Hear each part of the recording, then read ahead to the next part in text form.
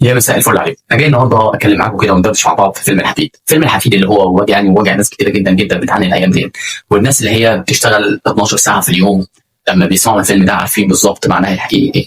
يعني كل ما تيجي تتفرج على التلفزيون تلاقي الستات تقعد تتفرج وتعيط وتنبح، والرجاله تقعد تقول يا سلام على ايام زمان.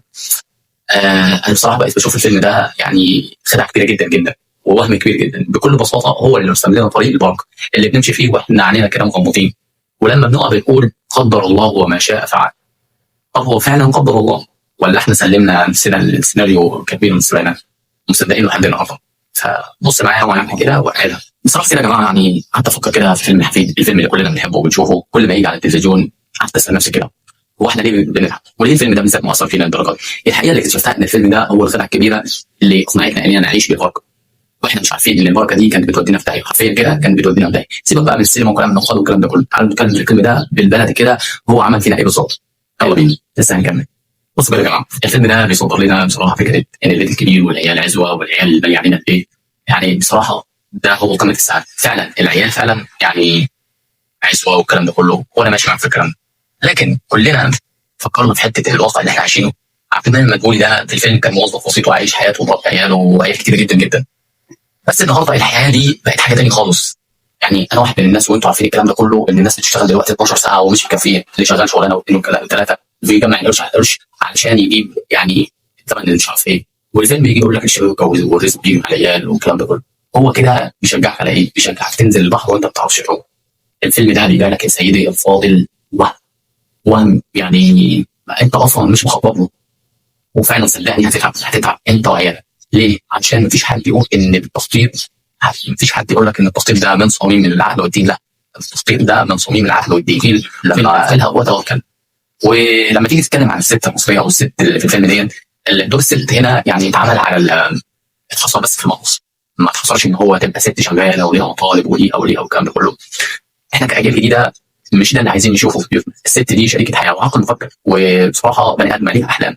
الفيلم حبسها في قلب السبعينات واللي هو يعني خلى المجتمع كله يشوف ان ده صح.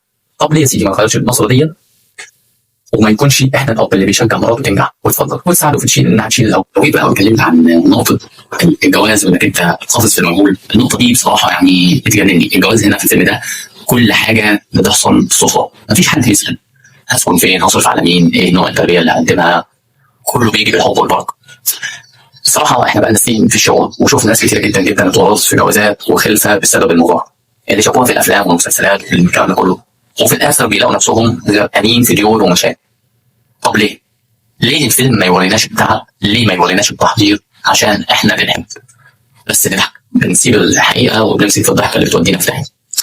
فالموضوع مش زي ما انتوا متخيلين. بص يا سيدي، الفيلم ده رسخ في دماغنا جمله العيال رزق، وماله عيل كمان هيجي برزقه. حلو، الكلام ده حلو، بس هل ده واقع في زماننا ده؟ العيل يحتاج ياكل ويشرب ويلبس ويدخل مدارس، والرزق ده كله بيحتاج تعب وتخطيط. الفيلم صور لنا الاب الواحد من المدبولي ان البركه اللي ماشيه على الارض مهما خلف ومهما صرف الدنيا بتمشي. طب والناس الغلابه اللي زينا احنا نروح الشغل 12 ساعه عشان نلم القرش. الفيلم ده كان بيخلينا نحس ان الفقر ده حاجه عاديه جدا جدا، وجنبها بقى نضحك. فبقينا ايه؟ بنستسهل ونقول ايه؟ بكره تتحل. بص يا سيدي، انا معاك في الكلمه دي. انت بقى غير نظره الفيلم للجواز، الجواز اللي هو عند ابطال الفيلم كان ايه؟ كان حدوته يعني ايه؟ بتبدا يلا نتجوز وتنتهي بايه؟ يلا نخلف، ولا حد بيفكر يصرف منين ولا ازاي هيربي ولا ايه اللي هيحصل بكره. احنا كاهالي دلوقتي بقينا بنحس بمسؤوليه تقيله جدا جدا علشان عايزين ولادنا احسن مننا، والفيلم ده بيحسسنا اننا لو فكرنا يبقى احنا بنعترض على رزق ربنا. بصوا يا جدعان، دي عقليه قديمه جدا جدا جدا ومحتاجه تتغير. بص انا مش قصدي هاجم الدين ولا هاجم الفن الجميل ده، انا قصدي اقول اننا لازم نبطل نعيش بالهو اللي حصل ده وبالبركه اللي بتودينا في داهيه. التخطيط مش عيب والمسؤوليه مش قله ايمان ولا حاجه.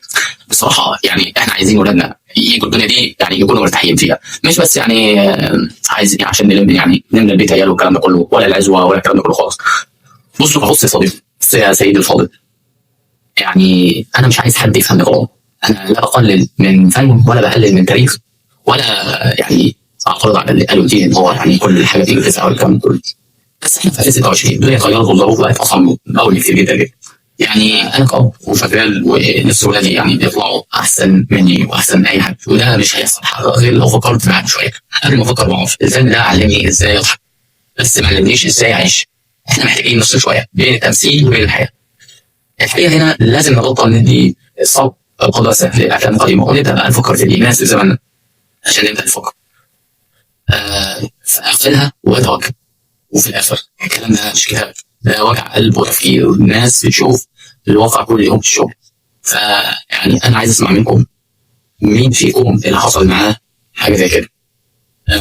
حصل اللي هو اتورط في جوازه او دخل البحر من غير ما يعرف يعوم، او شاف المسلسلات والافلام على انها حاجات مقدسه والكلام ده كله. فنفكر بطريقه كويسه، والطريقه دي احسن ولا التفكير بطريقه زمان احسن. واللي في كومنتات ما تنساش لو صحيح تشترك في القناه وتكتب لنا رأيك. سلام.